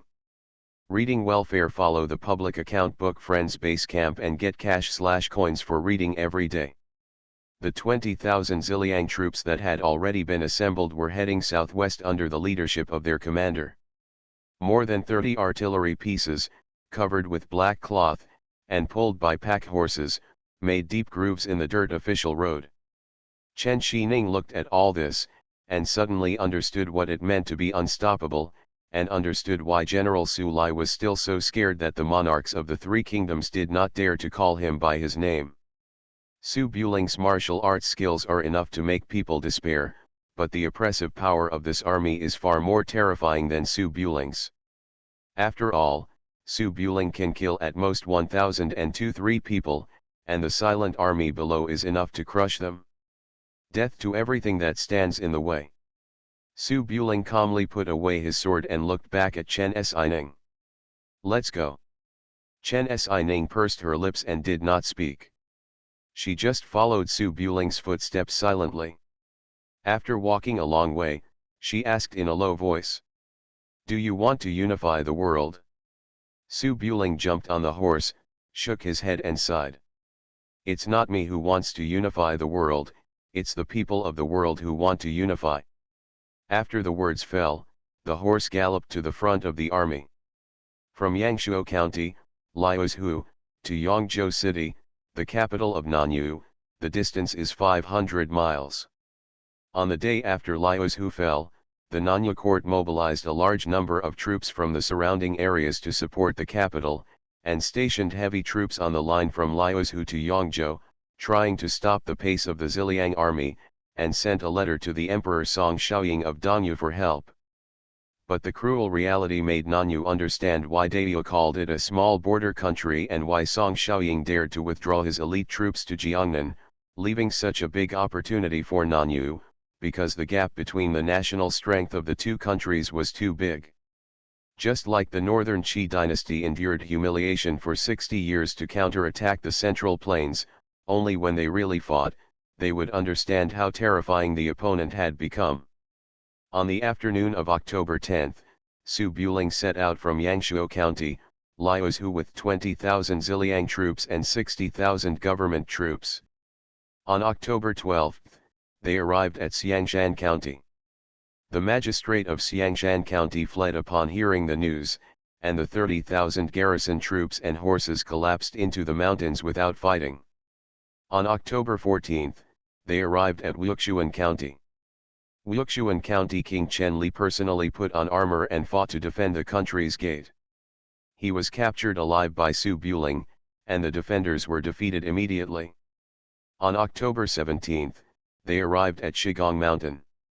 Nanyu tried to rely on natural barriers to defend, but they never thought that the city wall would be blown down by heavy artillery in an hour, and a few defenders were able to retreat to Chaoyuling. Chaoyuling is just like its name, like a teapot.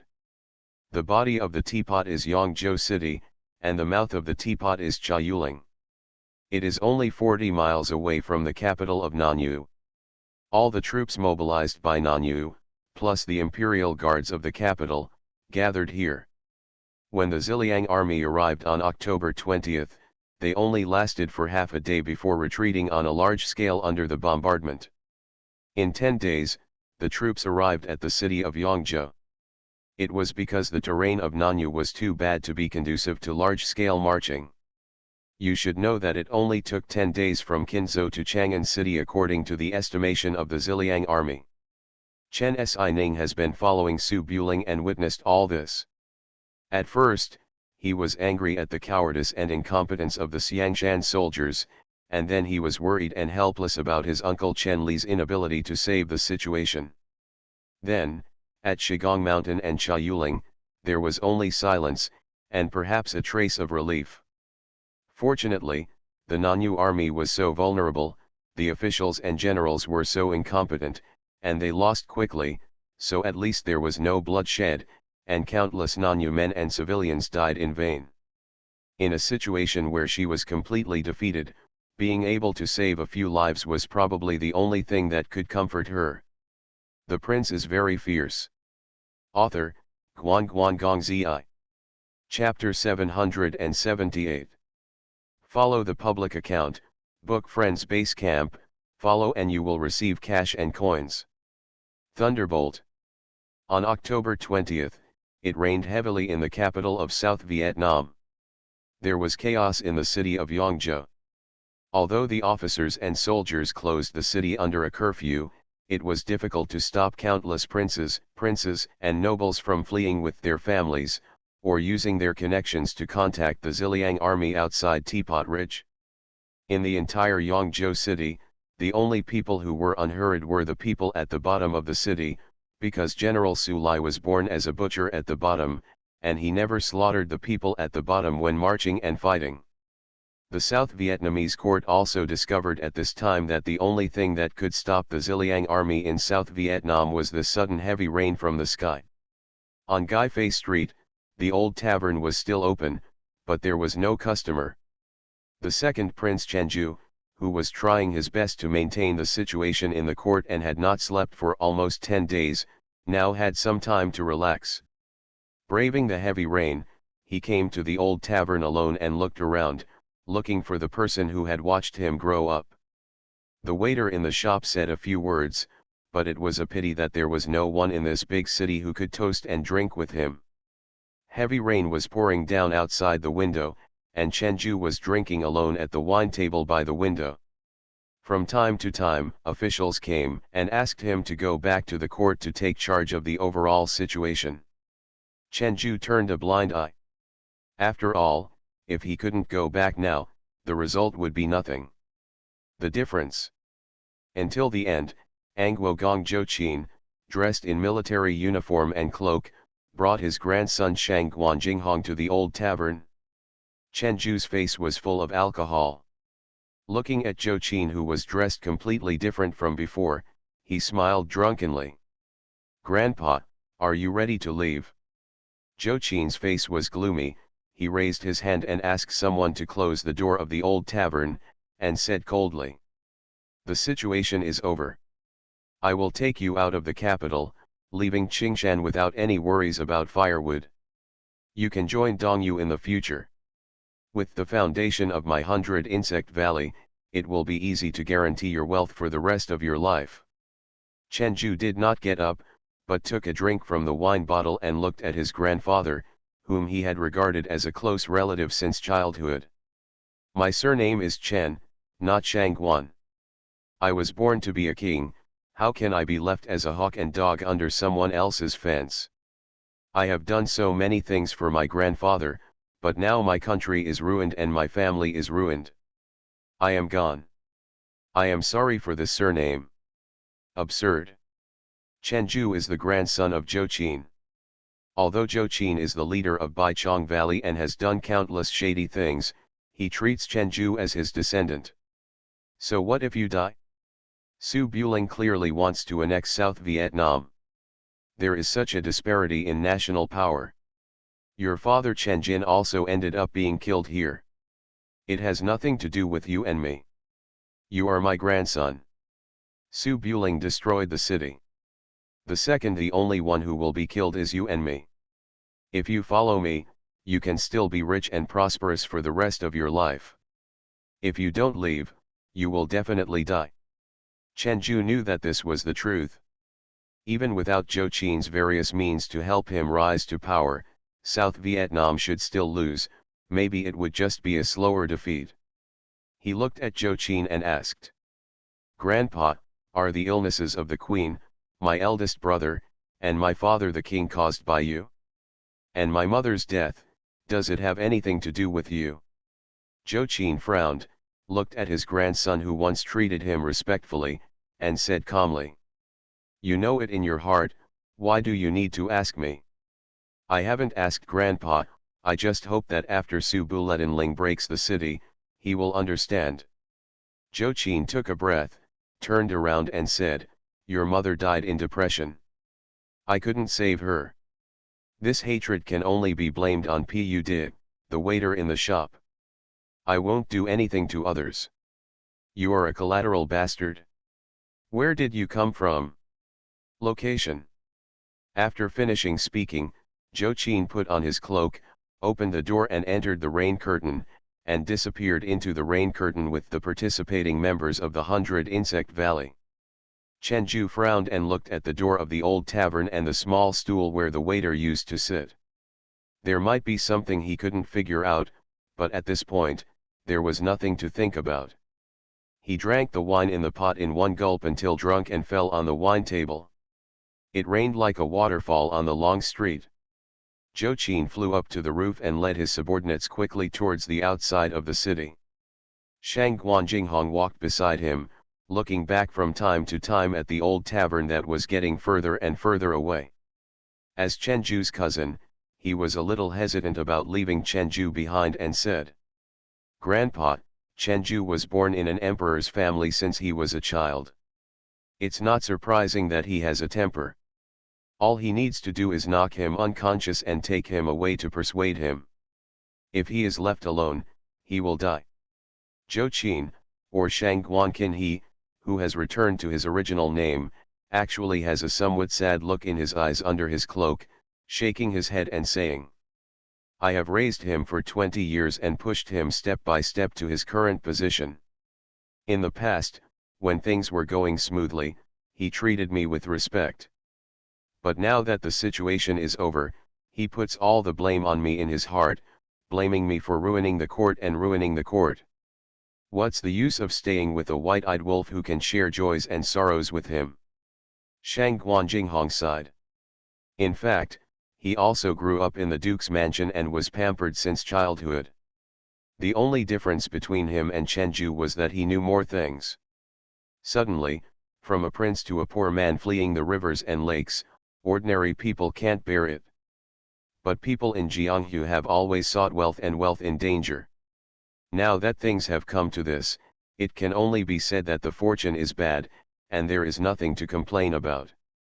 If you don't want to leave the tree here, it will have its own place to stay. As long as the roots are maintained, it can grow again in another place.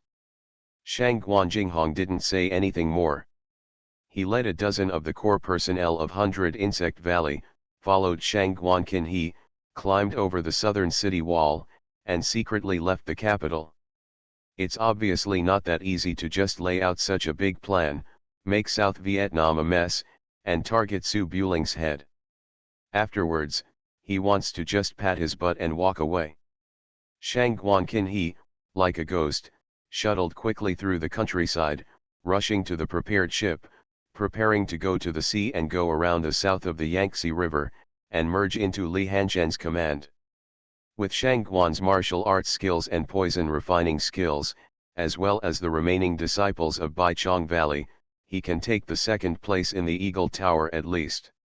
Just as they walked to the bank of Liujiang River, the black crows hovering around Kong Jingjing began to cry wow. Shang Guanqinhe paused suddenly and raised his left hand. The group stopped in the countryside, pressed their swords with their hands, and looked around cautiously. The place where more than 10 people were located was a forest next to the Liujiang River. The heavy rain obscured their sight, and the roar of the river blocked most of the sounds. Shang Guanqinhe looked at the dim woods, listened for a moment, and said coldly, "Friend, come out." Da-da-da. The sound of rain hitting the oil paper umbrella was heard. Under the shadow of the woods, a tall man in a dark robe slowly walked out with a straight knife.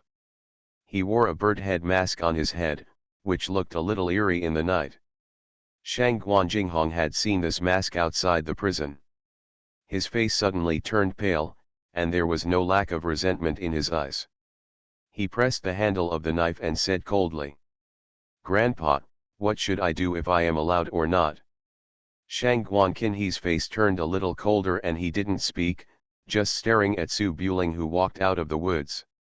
Su Buling knew that Angwo Gong Jochin would definitely escape when the army approached the city. He had already brought his people over before arriving at Teapot Ridge. He set up a heavy spy around the capital. He was originally planning to attack by surprise, but he never thought he would be discovered. At this time, Su Buling turned a blind eye to the dozen remnants of the 100 Insect Valley. He just raised his eyes and looked at the 3 black crows hovering in the sky, and said in a cold voice, "This bird is not bad. It knows how to announce its master's funeral in advance. It is very spiritual." You are listening to Novels at Bless Up channel. Wish you happiness and luck. Please subscribe to receive new novels. How do you feel about this novel? Please like and leave a comment. The Prince is very fierce. Author, Guan Guan Gong Zi. Chapter 779. More than a dozen disciples of Baikong Valley were facing a formidable enemy. Although they hated him, they knew that the entire Yulong Ridge was being exterminated by Su Buling. How could they dare to rush forward? They were all looking at Shang Guanqinhe in front of them. Shang Guanqinhe's face under his cloak was expressionless. A master-level expert was fighting with more than a dozen small fish, which was useless except for distracting himself. He raised his hand. "Jinghong, you take your people to the boat first." Shang Guanjinghong gritted his teeth, not daring to show off, and led more than a dozen subordinates to retreat carefully to the bank of Liujiang River. Su Buling didn't have the leisure to chase a few ants, and walked towards Shang Guanqinhe with a knife. You can't run away. The ends of the earth are my territory. The 100 Insects Valley has done so many evil things that we have to root them out. There is no way you can live in this world. Shang Guanqin he stretched out his hands from his sleeves. He had put on a pair of black gloves on his hands. The material was unknown, and there were iron hooks like eagle claws on the fingertips, flashing a cold green light in the rainy night. Why bother pretending to be kind and righteous? What's the difference between what I did to the Chen family of Nanyu and what you did to the Song family of Dayu? They are all for power. Su Buling shook his head. Wrong, I'm not as stupid as you. If you don't agree with me, you can't say anything. Shang Guanqin he didn't say anything, but just stared at Su Buling coldly. The two confronted each other for only a moment, and there was a flash of lightning in the sky, and in an instant, the four fields were as bright as day. The instantaneous change of light and darkness caused a temporary blinding effect on each other's vision. At this moment, Shang Guanqin he blended into the rain curtain, and almost without making any sound, he came to Su Buling's side. His miraculous body movements made Chen Xining and Ye Ying, who were hiding in the woods, sweat coldly, but they didn't even have time to open their mouths to remind him. Su Buling was wearing a mask to protect himself from the poison, so his vision and hearing were inevitably impaired. However, even so, it was impossible for him to fall into Shang Guanqin he's opening move at the first sight. Su Buling drew his straight knife almost at the same time, and spun around and chopped Shang Guanqin he's chest and abdomen. Shang Guanqin he was obviously a master of the inner family, and unlike Sikongji, who was seriously biased in one subject, his inner family kung fu had reached perfection. Seeing that the blade was coming and there was no way to avoid it, he raised his right hand and stuck to the blade with his palm. His body moved like a rootless duckweed with the force, and he moved to the side of his body, and actually took away the blade that condensed the power of opening the mountain. Su Buling's eyes were obviously surprised. This was the first time he was misled since he learned the 28-move chain knife. When he found that the blade was hitting the air, Su Buling quickly twisted the blade, hoping to cut off the opponent's palm while retracting the blade. However, Shang Guanqin he dared to use this method to break the chain knife. In addition to the internal martial arts of using a little force to move 1,000 pounds, his biggest reliance was the gloves of fine quality on his hands. How could he let Su Buling take the knife back after breaking the move? At the moment when Su Buling released the force, he grabbed the blade with his backhand, and swept his left hand towards Su Buling's right hand holding the knife. The iron claws on Shang Guanqin he's fingertips were obviously quenched with poison. Su Buling saw this and let go of the handle of the knife without hesitation. He stepped back lightly and avoided the two claws that attacked fiercely. In the woods, Nightingale saw through Shang Guanqin he's tricks, and quickly took out the dragon-patterned long spear that had been replaced with a new spear shaft from his side, and threw it in the air to Su Buling's back. Shang Guanqin he knew there were people in the woods, but he couldn't be distracted at this time, so he threw the straight knife he had taken directly and chopped at the flying long spear. Clang! The straight knife was draped on the spear tip, and a few sparks burst out. The dragon-patterned long spear also fell into the rain curtain in the distance. Su Buling leaped back. He was unarmed and could be poisoned by Shang Guanqin he. He must have been restrained, so he simply avoided fighting. With his extraordinary speed, he forced a distance from Shang Guanqin he who was chasing him. After holding the dragon-patterned long spear, he turned around and swept away thousands of troops. An inch longer, an inch stronger. Shang Guanqin he obviously used a martial arts style similar to Eagle Claw Kung Fu. If he wanted to defeat the enemy, he had to get close first. He could still grab the blade with his bare hands against short weapons, but he was obviously a little weak against long weapons. Facing the long spear, Shang Guanqin he couldn't touch Su Buling's arm at all. He could only grab the top of the spear and try to pull Su Buling in front of him. But Shang Guanqin he obviously underestimated Su Buling's strength. Su Buling swept the spear with all his strength. The moment Shang Guanqin he grabbed the spear, his arm shook violently. He didn't have time to release the force backwards. He was swept away several feet. While spinning in the air, he tapped the ground with his toes to stabilize his body. Huh! The spear was unstoppable and fierce. Su Buling held a dragon-patterned long spear and broke through the rain curtain. He almost followed Shang Guanqinhe's figure and raised his spear to stab Shang Guanqinhe's chest and abdomen again. Lightning and thunder, spears like heavy rain. Shang Guanqinhe has the martial arts attainments of a master, but in terms of personal combat power, he is obviously far behind Li Hanzhong, Jia Gonggong and other internal masters. When he could not gain an advantage with weapons, he was forced to retreat by Su Buling. After more than 10 moves in the blink of an eye, Shang Guanqinhe knew that he was defeated. Seeing that his subordinates had run far away, he threw several poison pills from his sleeves and hit Su Buling, and at the same time flew back to try to escape. Su Buling wore a chemical protective suit under his black robe and a mask. He was not afraid of the dense poison pills at all, but just swept them away with his sleeves. Various poisonous fogs exploded in the rain, but before they spread, Su Buling had already risen from the ground, holding the spear with both hands and chopped down with all his strength, and the spear shaft was pressed into a half-moon in the rain. Snap! This time, the speed was too fast. Shang Guanqinhe only had time to use his right hand to sweep the lance a little, and the 2-foot lance tip still swept across his left arm. Even though he was wearing soft armor under his clothes, half of his left shoulder was still chopped off, and his left arm fell into the mud. Shang Guanqinhe's face suddenly flushed, but he didn't make any sound.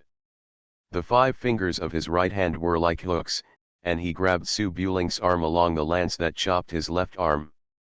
However, the lance was too long after all.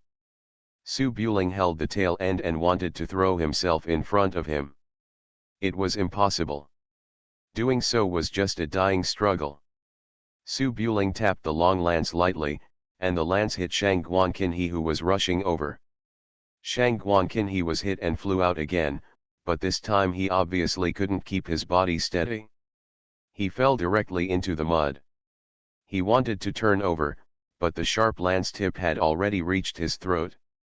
The fierce fight stopped almost in an instant. The girls who were watching all this did not dare to breathe until this moment. Read books and get red envelopes. Follow the official account Book Friends Base Camp, and read books to win up to 888 cash red envelopes. Su Buling held the long spear in one hand and pointed it at Shang Guanqinhe's throat, his eyes cold. How did Queen Song and the eldest prince die? Tell you so that you can feel comfortable. Shang Guanqinhe's left arm was bleeding, and his face was still expressionless. He stared at Su Buling coldly. I said he died of illness, do you believe it? Does Chenju know about this? Shang Guanqinhe turned his head and looked in the direction of Yangzhou City. It's just a puppet, it knows too much and is difficult to control. That means he doesn't know. Su Buling frowned and wanted to ask again, but blood oozed from the corners of Shang Guanqinhe's mouth, and the blood vessels on his face twisted and bulged, becoming hideous and terrifying. However, after a moment, blood also flowed from the corners of his eyes, nostrils, and ears. Su Buling's face darkened slightly. He knew that poison had been used, but he could not easily get close to Shang Guanqinhe and touch him. He could only watch Shang Guanqinhe fall to the ground, his skin festering and turning into a pile of rotten flesh. In the woods, Zhonglijiju ran out first. After taking a quick look, she quickly pulled Su Buling away. It's a rotten bone needle. This guy is also a ruthless person. Chen Sining followed Su Buling to find out the cause of death of his mother and brother. At this time, she ran to him and suppressed her anger. This traitor died too easily. Su Buling put away his long spear and did not comment. He waited for a while. The palace servants who were intercepted by the river ran back and said, "Young prince, Of the 16 people who escaped, 14 were killed, and 2 jumped into the river and escaped and lost their traces, but the second Prince Chenju was not among them. Chenju has not been seen leaving the capital, so he should still be in the city. Su Buling was silent for a while, raised his hand. The bandit leader has been killed, and the remaining 2 must be tracked down closely. No fish can slip through the net. Yes. The palace servants bowed and accepted the order. The prince is very fierce. Author, Guan Guan Gong Zi. Chapter 780. There was a heavy thunderstorm in the imperial city, and the palace city, which should have been solemn, looked a bit chaotic and desolate in the rainy night. The monarch Chenjin is crazy, the second prince Chenju is drunk in the market, and the important officials in the court headed by Nquagong have fled overnight. As a result, no one can be found in the capital city who can take charge of the country. Hearing that the enemy's army had arrived outside the city, the people in the harem were the most frightened. Whenever there was a drastic change in the dynasty, they were the first to suffer, those who had nothing to do with the Wang family. It was very likely that as soon as the army entered the city, they would have to start from scratch.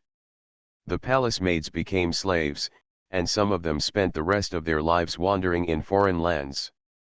Those who were unlucky were likely to be abused by enemy soldiers. With no one in charge in the imperial city, the already desolate harem was full of maids and eunuchs trying to sneak out of the palace.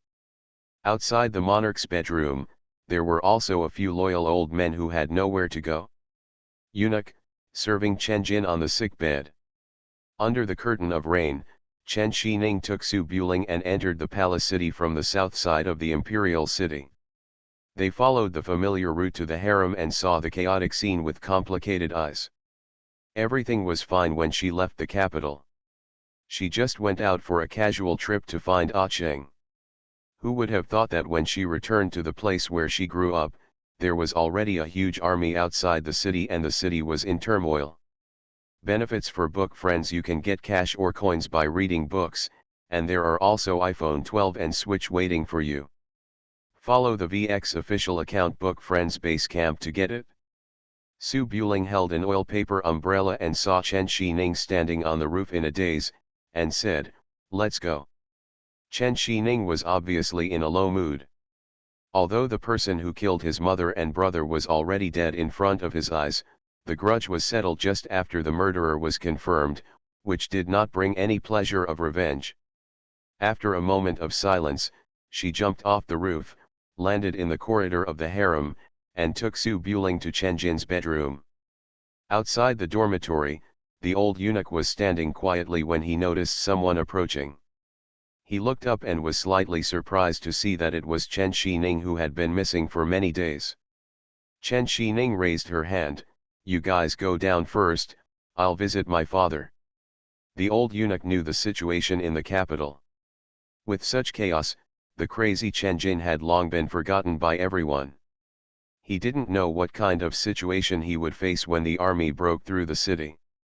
At this time, the third princess did not leave the capital but came to accompany Chenjin. It's considered filial. Several old eunuchs bowed and then retreated. Chen Shining waited until everyone left before opening the door to the dormitory. Su Buling walked out of the darkness and followed him into it. On the hospital bed, the monarch Chenjin was still lying in a daze, unaware of what was happening outside. Even if he knew, he was too unconscious to react.